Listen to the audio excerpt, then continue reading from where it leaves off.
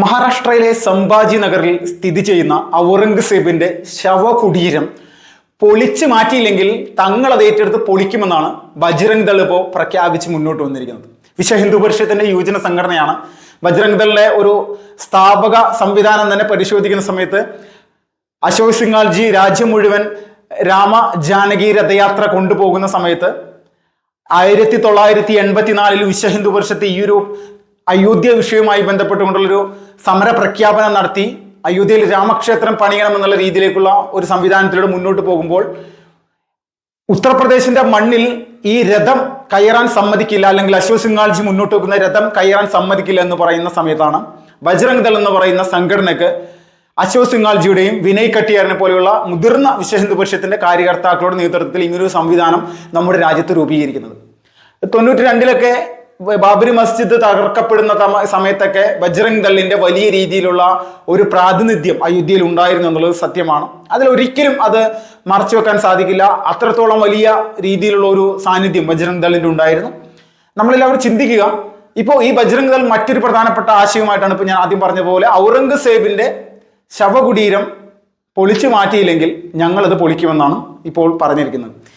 എന്തുകൊണ്ടാണ് ഈ ഔറംഗസേബ് എന്ന് പറയുന്ന വ്യക്തിയുടെ ഒരു ശവകുടീരം നമ്മുടെ നാട്ടിലുള്ളത്? ആരാണ് ഇതിനെ സംരക്ഷിക്കാനുള്ള ഒരു മാനസികാവസ്ഥയുമായിട്ട് മുന്നോട്ട് പോകുന്നത്? ജനങ്ങൾക്ക്, നമ്മുടെ നാട്ടിലുള്ള ജനങ്ങൾക്ക് ഇതിനോട് എന്തെങ്കിലും താല്പര്യമുണ്ടോ? ആരായിരുന്നു ഔറംഗസേബ്? കാശി വിശ്വനാഥ ക്ഷേത്രം തകർത്ത് കളഞ്ഞ കാശിയിലെ കാശി വിശ്വനാഥ ക്ഷേത്രം എന്ന് പറഞ്ഞാൽ ഭാരതീയനെ സംബന്ധിച്ച് എന്താണ്, ലോകത്തിലെ ഭാരതീയ പൈതൃകങ്ങളെ ഊട്ടി ഉറപ്പിച്ച് മുന്നോട്ട് കൊണ്ടുപോകാൻ ആഗ്രഹിക്കുന്ന ആളുകളുടെ ഒരു മാനസികാവസ്ഥ വെച്ച് നോക്കുമ്പോൾ ആരാണ് ഈ ഔറംഗസേബ്? ഈ ഔറംഗസേബിനെ ഇന്നും താലോലിക്കുന്ന ആളുകൾ ആരാണ്? അതിനെയാണ് നമ്മൾ കൃത്യമായിട്ട് മനസ്സിലാക്കേണ്ടത്. അവിടെയാണ് നമ്മൾ സൊല്യൂഷൻ കണ്ടത്. അപ്പോൾ ഇവിടെ ബജ്രംഗ് ദൾ എടുത്തിരിക്കുന്ന നിലപാട് ഇപ്പോൾ അത് എത്രത്തോളം അത് യാഥാർത്ഥ്യമാകുമോ ഇല്ലയോ എന്നറിയില്ല. കാരണം BJP ആണ് മഹാരാഷ്ട്ര ഭരിക്കുന്നത്. അനാവശ്യമായിട്ടുള്ള പ്രശ്നങ്ങൾക്കും വിഷയങ്ങൾക്കൊന്നും ഒരു വിധത്തിൽ കൊണ്ടുപോകില്ല. ഔറംഗാബാദ് എന്നായിരുന്നു ഈ ഒരു സ്ഥലത്തിന്റെ പേര് ഈ കഴിഞ്ഞ കുറച്ച് നാളുകൾക്ക് മുന്നേ വരെ. ഈ ഔറംഗാബാദ് എന്നുള്ള പേര്, ആ ഒരു പേരിലേക്ക് കാര്യങ്ങൾ എത്തിക്കുന്നത് എന്താണ്? ആരായിരുന്നു ഇതിന്റെ പുറകിൽ? കോൺഗ്രസ് എന്ന് പറയുന്ന ഒരു രാഷ്ട്രീയ പ്രസ്ഥാനത്തിന് ഈ പേര് നിലനിർത്താനുള്ള വലിയ ആഗ്രഹവും അവരാണ് ഇതിൻ്റെ എല്ലാ കാര്യങ്ങളും ചെയ്തിട്ടുള്ളത്.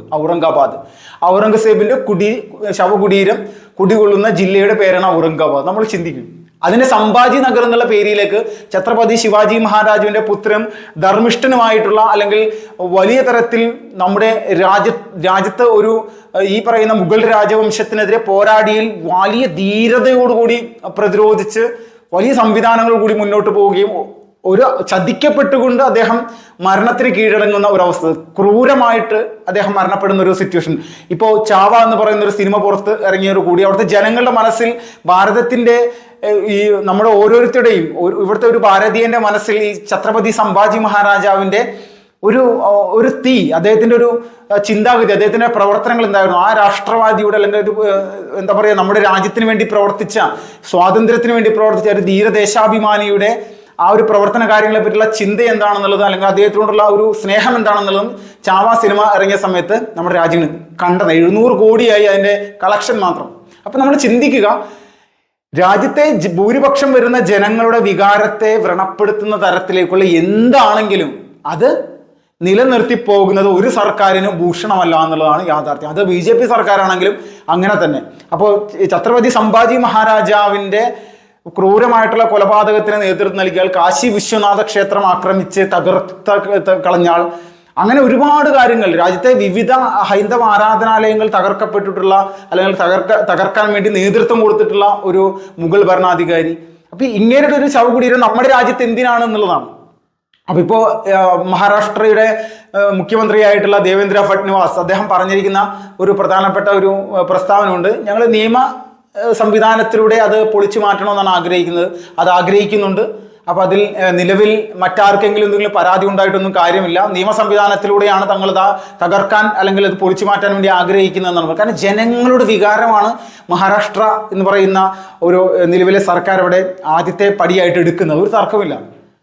അപ്പൊ നമ്മുടെ കേരളത്തിലൊക്കെ ഒരുപാട് പേര് ഇപ്പൊ കരഞ്ഞുകൊണ്ട് കുറച്ചുകൊണ്ടൊക്കെ സോഷ്യൽ മീഡിയയിൽ കിടന്ന് ബഹളം വെക്കുന്നുണ്ട്. അയ്യോ, ഞങ്ങൾ ഔറംഗസേബിന്റെ ശവകുടീരം പൊളിക്കാൻ പോണേ, അല്ലെങ്കിൽ സംഖ്യകൾ ഇത് ചെയ്യാൻ പോണേ. സംഖ്യകൾ ഇത് ചെയ്യാൻ തീരുമാനിച്ചിട്ടുണ്ടെങ്കിൽ അത് ചെയ്യുക എന്നുള്ളതാണ് സംഖ്യയുടെ നിലപാട്. അതുകൊണ്ടാണ് ബജ്രംഗ് ദൾ ഇത് പരസ്യമായിട്ട് പൊതുമാധ്യമ പ്രവർത്തകരെ മുഴുവൻ വിളിച്ചുകൊണ്ട് പറഞ്ഞിരിക്കുന്നത്. ഇത് സർക്കാർ ഇത് പൊളിച്ചു മാറ്റിയില്ലെങ്കിൽ കർസേവയിലൂടെ 1992 അയോധ്യയിൽ എന്താണോ സംഭവിച്ചത് അതിന് സമാനമായിട്ടുള്ള സാഹചര്യം ഇവിടെയും ഞങ്ങൾ ഉണ്ടാക്കിയെടുക്കും, തർക്കമില്ല. അപ്പൊ ഇതാണ് ഔറംഗസേബ് എന്ന് പറയുന്ന രാജ്യത്തെ മുഗൾ ഭരണാധികാരി ഹിന്ദു കൂട്ടക്കൊല നടത്തിയിട്ടുള്ള ഈ രാഷ്ട്രത്തെ തകർക്കാൻ വേണ്ടി ഈ ഇവിടെ ധാർമ്മികമായിട്ടുള്ള എല്ലാ സംവിധാനങ്ങളെയും ഇല്ലായ്മ ചെയ്യാൻ വേണ്ടി പ്രവർത്തിച്ചിട്ടുള്ള ഒരു ഭീകരവാദി. ഈ ഭീകരവാദിയുടെ മാനസികാവസ്ഥയുള്ള ഒരുപാട് ആളുകൾ ഇന്ന് നമ്മുടെ നാട്ടിലുണ്ട്. അവരാണ് ഈ പോപ്പുലർ ഫ്രണ്ടും സിമിക്കാരും NDF-ഉം അല്ലെങ്കിൽ ഇതുപോലുള്ള ഒരുപാട് പ്രവർത്തനങ്ങൾ ചെയ്യാൻ വേണ്ടിയിട്ട് മുന്നിട്ടിറങ്ങി നമ്മുടെ നാട് മുഴുവൻ കത്തിക്കാനും ഈ രാഷ്ട്രത്തിന്റെ പൈതൃകം അല്ലെങ്കിൽ ഇവിടുത്തെ ഒരു ദേശീയത ഇത് മുഴുവൻ തകർത്തെറിഞ്ഞുകൊണ്ട് ഇവർക്ക് ഇവരുടേതായിട്ടുള്ളൊരു ജിഹാദി രാഷ്ട്രം 2047 രൂപീകരിക്കാൻ വേണ്ടി നിരന്തരമായിട്ട് ഇവർ പ്രവർത്തിച്ചത്. എത്രയോ ആക്രമണങ്ങൾ, സ്ഫോടന പരമ്പരകൾ, എന്തെല്ലാം നമ്മുടെ നാട്ടിലെ ജനങ്ങൾ ഈ ഭീകരവാദ ചിന്താഗതിയുള്ള ആളുകളുടെ ഈ രീതിയിലുള്ള പ്രവർത്തനങ്ങൾ കൊണ്ട് അല്ലെങ്കിൽ ഈ തീവ്രവാദികളുടെ പ്രവർത്തനങ്ങൾ കൊണ്ട് നമ്മുടെ നാട്ടിലെ സാധാരണക്കാരായിട്ടുള്ള എത്രയോ ആളുകൾ, സൈനികർ, പോലീസുകാർ, മറ്റ് സർക്കാർ ഉദ്യോഗസ്ഥർ, സാധാരണക്കാരായിട്ട് ഇവിടുത്തെ സിവിലിയൻസ് എത്ര രീതിയിൽ ഏതെല്ലാം തരത്തിൽ ഈ ഭീകരവാദികളുടെ ആക്രമണത്തിൽ എത്രയോ ക്രൂരമായിട്ട് ഇവിടെ വേദന അനുഭവിച്ചിട്ടുണ്ട്, മരണം വരിക്കേണ്ടി വന്നിട്ടുണ്ട്. ഇന്നും ജീവച്ഛവമായിട്ട് ജീവിക്കുന്ന ആളുകളുണ്ട്. ഇന്നും നമ്മുടെ രാജ്യത്തിന്റെ സൈനികരുടെ ഒരു ഏറ്റവും വലിയൊരു അവസ്ഥ എന്ന് വെച്ചാൽ ജമ്മു കാശ്മീർ പോലെയുള്ള ഒരു സംസ്ഥാനത്ത് ഒരു പരിധിവരെ നമ്മുടെ സർക്കാർ ഈ ഭീകരവാദികളെ അടിച്ചമർത്തി അവരെ എല്ലാ സംവിധാനങ്ങളും തകർത്തിട്ട് അവരെ അവസരം കിട്ടിയാൽ സൈനികരെ കൊന്നൊടുക്കുക എന്നുള്ള മനോഭാവത്തോടു കൂടി ജീവിക്കുന്ന ഒരുപാട് ആളുകളുള്ള ഒരു പ്രദേശം.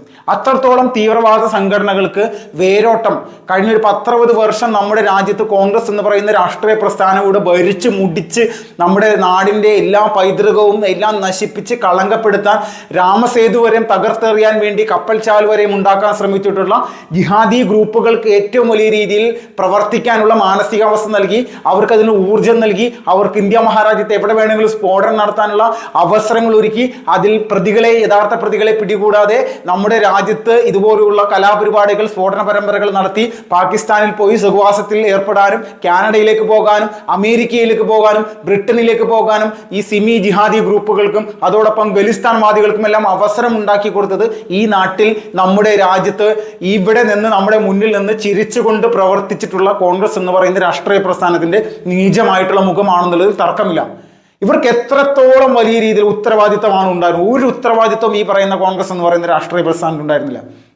2004 മുതൽ 2014 വരെയുള്ള ചരിത്രം എടുത്തു നോക്കുമ്പോൾ മുംബൈ ഭീകരവാദ ആക്രമണം അടക്കമുള്ള അവസാനം നരേന്ദ്രമോദി സർക്കാർ ഉത്തരവാദിത്വം ഏറ്റെടുക്കുന്ന സമയത്തിന് തൊട്ട് മുന്നോടിയായിട്ട് മോദി തന്നെ പങ്കെടുത്ത ഒരു പ്രധാനപ്പെട്ട ബീഹാറിലെ പട്നയിൽ നടന്ന റാലിയിൽ പോലും ഇന്ത്യൻ മുജാഹിദീൻ ഭീകരവാദികൾ സ്ഫോടന പരമ്പര നടത്തി. അന്ന് 7 പേർ കൊല്ലപ്പെടുകയും 80-ന് മുകളിൽ ആളുകൾക്ക് അന്ന് അവിടെ പരിക്കേൽക്കുകയും ചെയ്തു. BJPയുടെ പരിപാടിയുടെ അകത്ത് വന്നിട്ട് ഈ ജിഹാദി ഗ്രൂപ്പുകൾ നടത്തിയ ആക്രമണ പരമ്പരയാണ്. അപ്പൊ ഇതിനെല്ലാം നമ്മൾ ഉത്തരവാദിത്തമുള്ള ഒരു രാഷ്ട്രീയ പ്രസ്ഥാനത്തിന്റെ വലിയ രീതിയിലുള്ള ഒരു പിന്തുണയോട് കൂടിയിട്ടാണ് ഔറംഗാബാദ് എന്നുള്ള പേര് ഇവിടെ നിലനിന്നത്, ഔറംഗസേബിന്റെ ശവകുടീരം ഇവിടെ നിലനിന്നത്. അപ്പോൾ ഇവിടെ ഇതിനെതിരെ മഹാരാഷ്ട്ര സർക്കാരിന്റെ ഭാഗത്ത് നിന്ന് നടപടി ഉണ്ടാകുമെന്ന് തന്നെയാണ് പ്രതീക്ഷിക്കുന്നത്. അത് മുഖ്യമന്ത്രി പറഞ്ഞ ഒരു സ്ഥിതിക്ക് അത് ഉണ്ടാകുമെന്ന് തന്നെ പ്രതീക്ഷിക്കുന്നു. കൂട്ടത്തിൽ അത് ഉണ്ടായില്ലെങ്കിൽ അത് പൊളിച്ചു മാറ്റുമെന്നുള്ള നിലപാടുമായിട്ട് പ്രഖ്യാപിച്ച് മുന്നോട്ട് വന്നിരിക്കുകയാണ് വിശ്വ ഹിന്ദു പരിഷത്തിന്റെ യുവജന പ്രസ്ഥാനമായിട്ടുള്ള ബജ്രംഗ് ദൾ.